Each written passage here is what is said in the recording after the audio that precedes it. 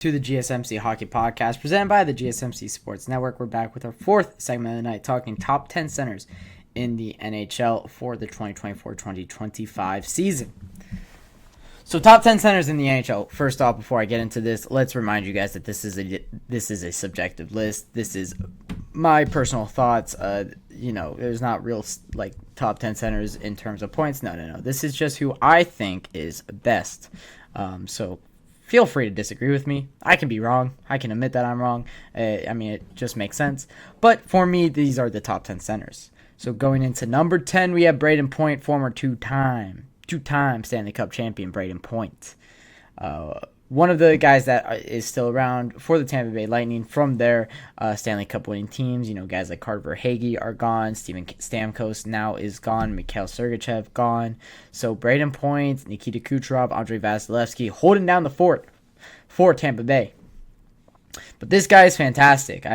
One of those guys that can put up 100 points, 40 goals, 50 goals in a season is absolutely electric, plays a fantastic two-way game. You gotta love Braden Point's game, and you gotta love him as a center in the NHL. Anybody will be very happy to have him as a first-line seat in the NHL.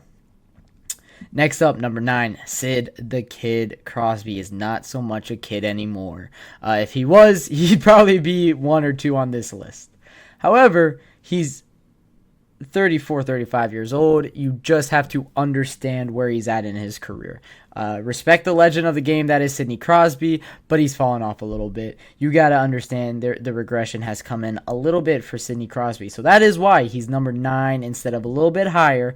You could make a case for him above guys that I have coming up here, but I do like him at number 9. He is still a fantastic center. That's why he's above other guys. Like honorable mentions could be like Arupe Hintz that I don't have on this list. Nico Hischier, a guy I don't have in this list. Jack Eichel. So, I respect him enough to put him at 9, right above those guys like a Jack Eichel, like a Arupe Hintz, like a Nico Hischier. But I do have him at 9. Connor Bedard, another honorable mention for this list. We'll wait until next year. Next year, he'll definitely be on this list if I do this again. Probably won't. Anyways, that's number 9 here, Sid the Kid Crosby. Number 8, it's Jack Hughes. I mentioned Nico Hischier, who is Jack Hughes' teammate. I mentioned that he is an honorable mention, which means Jack Hughes, coming in at number 8 here, was a fantastic forward last season. I actually should pull up top points in forwards so that I can give you guys some reference here, because unfortunately, I don't have everybody's points memorized. It would be fantastic if I did, but I don't know if that's possible. Anyways, so yeah. He wasn't even in the top 25. Oh, that's disrespectful. I have to go to a different one looking. There we go.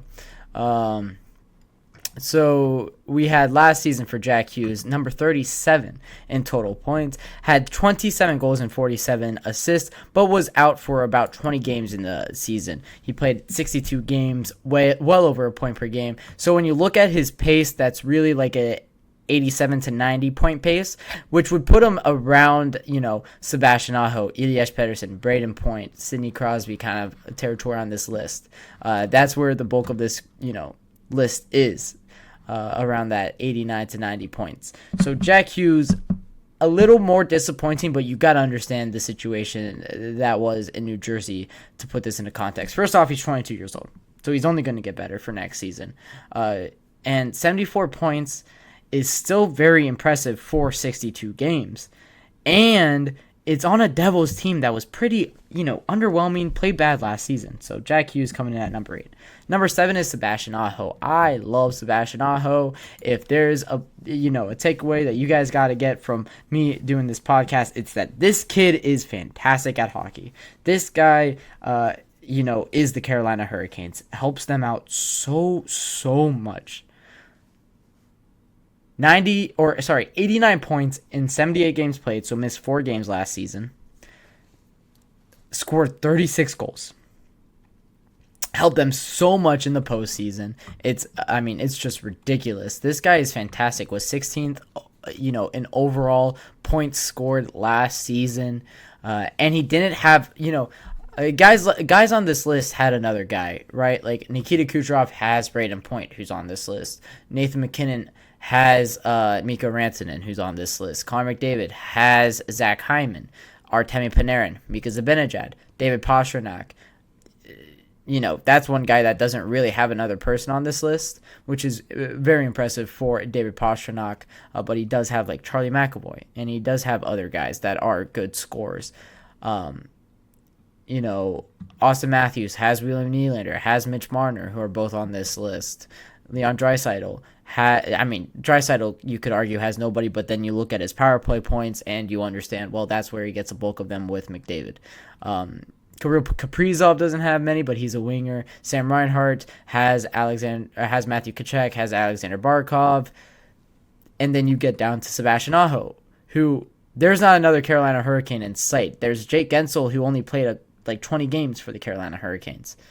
There's nobody else in the top 50 from Carolina.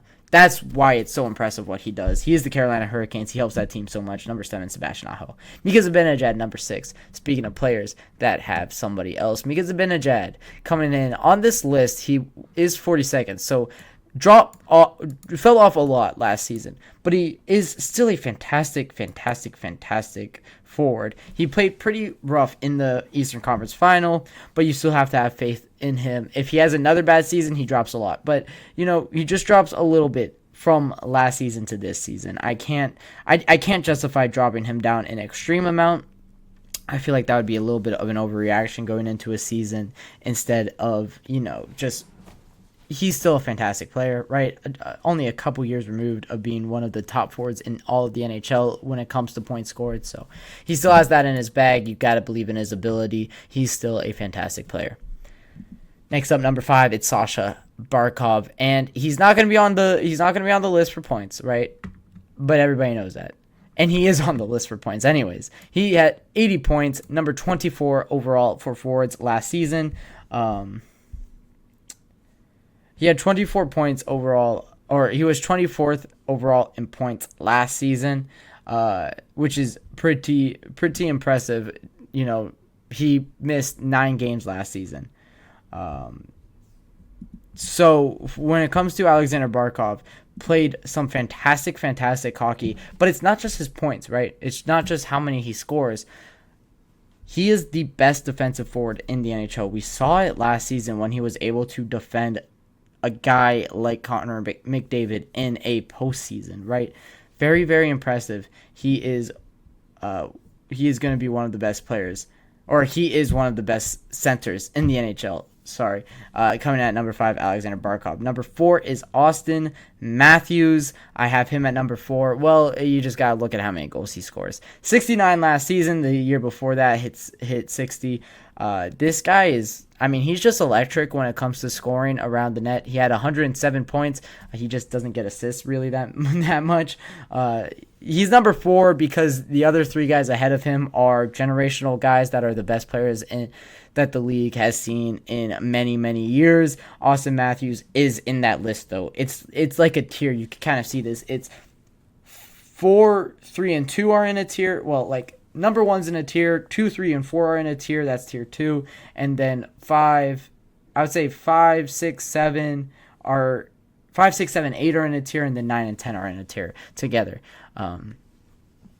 Austin Matthews, 69 goals in a season. You got to put him up there. Number 3 is Leon Draisaitl, the German from Edmonton. He had another 6 season, 106 points in 81 games. Just ridiculous, the stuff he does in Edmonton. Warranted of the number 3. We talk about him plenty, and we'll talk about it more in the next segment.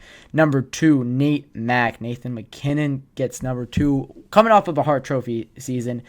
I don't want to hear any talks of saying that he should be number 1, though. Yes, he just won the Hart. Yes, he just won the MVP of the league. But number 1 is the best player that, skill-wise, we've seen in NHL history. That's Connor McDavid. This guy's electric. 100 assists in a season when he only played in 76 games. Missed 6 games last season and had 100 assists, 132 points, and a plus 35.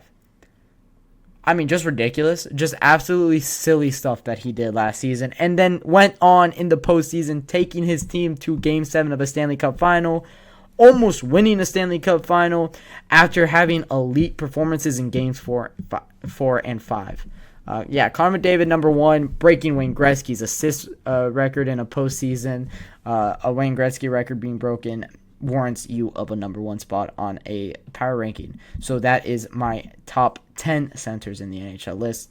So that'll wrap it up for my 4th and penultimate segment here on the GSMC Hockey Podcast. When I come back with my 5th and final segment of the night and final segment of me here at GSMC, it'll be the Edmonton Oilers season preview.